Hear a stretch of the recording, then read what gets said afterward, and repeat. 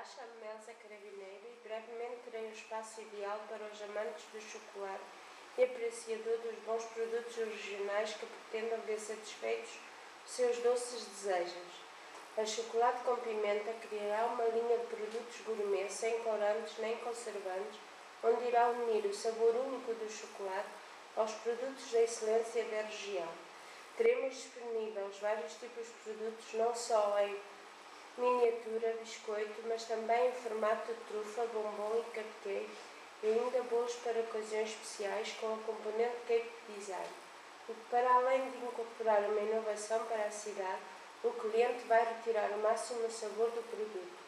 Ao contrário das restantes pastelarias, nosso cliente procura comprar os produtos pelo prazer de saborear as qualidades do chocolate, bem como para tomar o pequeno almoço ou lanche, ou ainda para oferecer um presente diferente em dias especiais, que oferece uma vantagem competitiva para além de se aliar sabor dos produtos à imagem e ao atendimento personalizado, adequado às suas necessidades.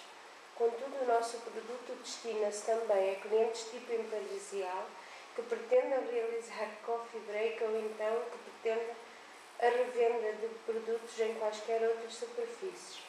A Chocolate com Pimenta irá criar 2 postos de trabalho fixos e o investimento inicial rondará os 10.000 euros, onde a faturação anual será aproximadamente 50.000 euros. É um negócio que contribui para o desenvolvimento da cidade e une o chocolate com 2 componentes que caracterizam a região, o artesanato e os produtos regionais.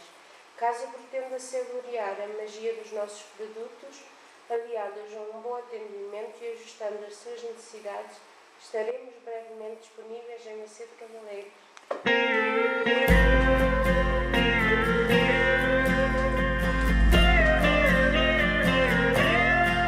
Muda de vida se tu não vives satisfeito. Muda de vida, estás sempre a tempo de mudar.